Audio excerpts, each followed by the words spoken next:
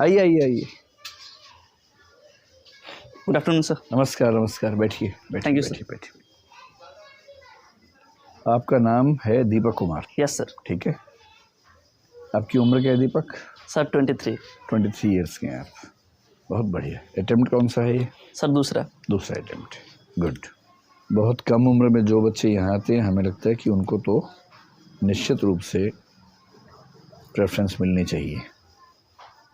अभी आपसे बात करके देखते हैं। 10 राज्यों में पूरे देश को बांटना है। आपके अनुसार ये 10 राज्य अब क्या होंगे? अभी आप जानते हैं कि पहले भाषा के आधार पर बनाए गए, फिर संस्कृति के आधार पर बनाए गए, अलग अलग विकास के आधार पर बनाए गए। अब इतने ज़्यादा हो गए हैं, उसकी कोई औचित्य नहीं है, क्योंकि कम्युनिकेशन बढ़ गया है। अब उतने दूर दूर की परेशानी नहीं है। 10 राज्यों में बनाना है। बताइए ये राज्य क्या होंगे? सर, वर्तमान समय को देखते हुए तो राज्य का एक जो संकुचन है वो किया नहीं जाना चाहिए। अगर लेकिन फिर भी मुझे मौका मिलता है, अगर मुझे ऐसी शक्तियाँ मिलती हैं कि मुझे एक सभी पूरा राज्य, नक्शा दोबारा से रीड्रॉ करना है। बताइए क्या कर रहे हैं? तो सर मैं भौगोलिक आधार पर राज्यों का विभाजन कर सकता हूँ सर। Very good. जो मध्य भारत, जो उत्तर के गंगा के मैदानी भाग हैं, उनको एक राज्य में कर दिया। एक हो गया गैंजेटिक प्लेन्स। Yes sir. ठीक है। और दूसरा सर, जो डेक्कन्स के इलाके हैं, जो प्लेटू इलाका है, उसे एक स्टेट में कर सकते हैं सर। थर्ड सर, जो पठारी राज्य हो गए। हाँ सर। थर्ड सर, जो हिमालयी राज्य हैं ठीक उन्हें एक तरफ कर दिया जा सकता है। और जो नॉर्थ ईस्ट के राज्य हैं, जो छोटी पहाड़ियाँ हैं, उन्हें सर एक राज्य में पिरो दिया जा सकता है। ठीक है। और सर उसी के अंतर्गत जो राज्य का विभाजन है, जो विभिन्न संस्कृतियों के एक छिटपुट तरीके से हम कर सकते हैं, ताकि राज्यों की संख्या बढ़ाने से जो केंद्रीकरण है वो हावी न हो, एक विकेंद्रीकृत स्वरूप सामने आ सके सर। चलिए कोई बात नहीं। रावण के कुछ नैतिक मूल्यों के बारे में बताएंगे जिसको जीवन में अपनाना चाहिए? सर, रावण ने भले ही एक स्त्री का हरण किया, लेकिन बिना उसकी अनुमति के उसे छुआ तक नहीं। ये उसका नैतिक मूल्य का सबसे बड़ा उदाहरण है सर। जो कि अपहरण कर लो, छुओ मत। नहीं, एक उसको अगर उसका वश चलता तो वो अपहरण करके कुछ बलपूर्वक कार्य भी कर सकता था, लेकिन उसने अपने संयम को दिखाया। तो इतना ही नैतिक था तो उसको पूछ कर ही ले जाना चाहिए था कि चलना चाहती हो कि नहीं। जी सर, जरूर ऐसा करना चाहिए था। कुछ और? दूसरा सर, जो एक उसे ज्ञानी माना जाता है, एक वो भी सर कहा जा सकता है सर। अच्छा, ठीक है। ये गोंड भाषा जो होती है ये किस परिवार की है? मतलब ह्यूमनाइड के बारे में सर, शायद ऑस्ट्रोलाइड है सर। ऑस्ट्रोलाइड है, द्रविडियन है, आर्यन है, किस परिवार की भाषा? कैसा लगा आपको इंटरव्यू देके? सर एवरेज रहा सर। एवरेज रहा? यस। अब जैसे एवरेज रहा, ये खुशी की बात तो है नहीं, दुख की बात है, लेकिन आप इस पर मुस्कुरा रहे हैं। क्यों मुस्कुरा रहे हैं इस पर आप? सर अच्छा लग रहा है सर ऐसे इंटरव्यू देखे, बट रिजल्ट शायद एवरेज रहा। आपको क्या किसी ने सलाह दी है कि मुस्कुराना है बहुत ज़्यादा इंटरव्यू में? नहीं सर, ये प्रकृति है सर मेरी। थोड़ा सा नियंत्रण कीजिए। देखो, आपकी एंट्री बहुत अच्छी है, आपकी ड्रेस बहुत ही शानदार है, बहुत सुंदर आप दिख रहे हैं, कहीं कोई समस्या नहीं है। हो सके तो सॉक्स चेंज कर लीजिएगा, ब्लैक पहन लीजिएगा। देखो दीपक, आप ना जिन प्रश्न के उत्तर आपको आते हैं, फैक्चुअल वाले प्रश्न, उसमें तो आप बहुत बढ़िया जवाब दे रहे हैं। जहाँ नहीं आते हैं वहाँ आप सॉरी बोल रहे हैं। सॉरी आपका, मुझे ऐसा लग रहा है कि ठीक है, बस थोड़ा सा गति कम कर दीजिए। प्रश्न सुनते खटाक से सॉरी बोलते हैं, लगता है कि आप सॉरी ही तैयार करके आए थे कि बोल के दिखा दूंगा सॉरी, ऐसा ना लगे बस, है ना। थोड़ा सा गैप लेके ये लगे कि आप कोशिश कर रहे हैं याद करने की, फिर सॉरी बोल रहे हैं, ठीक। अदरवाइज सॉरी आपका ठीक है।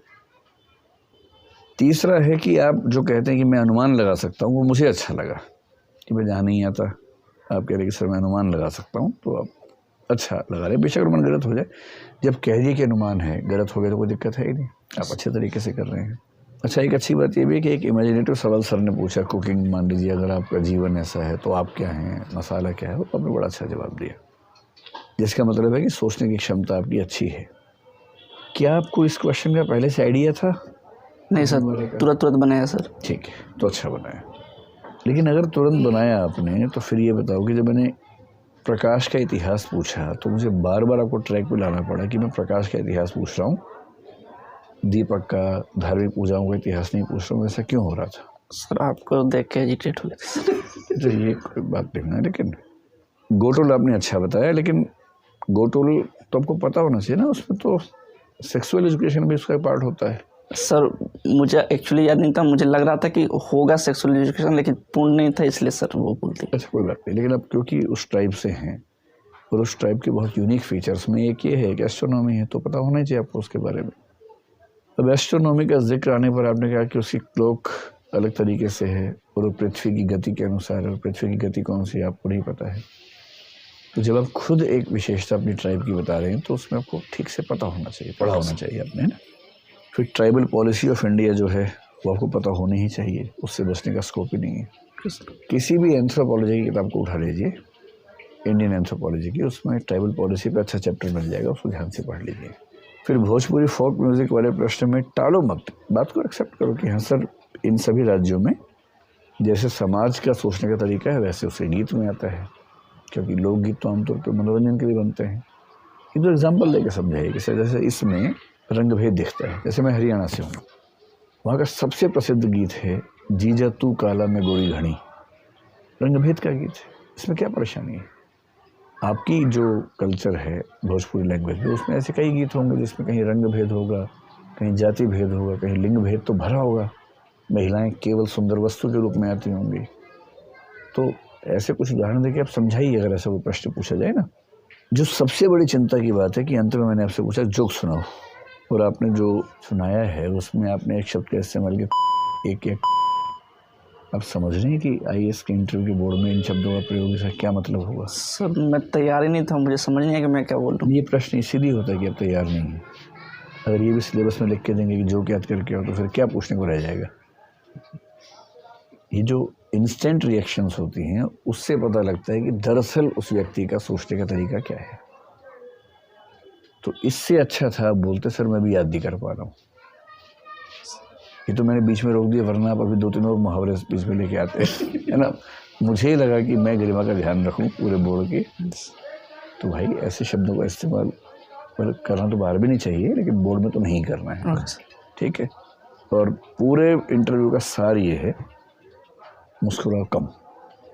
अब जैसे हो तुम ठीक हो, जितना मुस्कुराना चाहिए वहाँ मुस्कुराओ जहाँ मुस्कुराने की बात हो, वरना क्या होता है कि चुभता है। कोई आपसे सीरियस सवाल पूछ रहा है और आप सुनते हुए मुस्कुरा रहे हैं, तो ऐसा लगता है कि आप इस भाव से देख रहे हैं कि हाँ पूछ ले क्या पूछेगा, बहुत देखे थे जैसे मैंने, ये भाव आता है मन में। तो वहाँ मुस्कुराहट चुभती है, उससे बचिए। बाकी अच्छी बात है कि आपकी एज कम है, कॉन्फिडेंस अपना ज़बरदस्त है, दिखते स्मार्ट हुई। मेरा अनुमान है कि आपकी रेंज तो है बहुत शानदार। मुस्कुराओगे कम, डरोगे नहीं, इमेजिनेटिव किस्म के प्रश्नों पर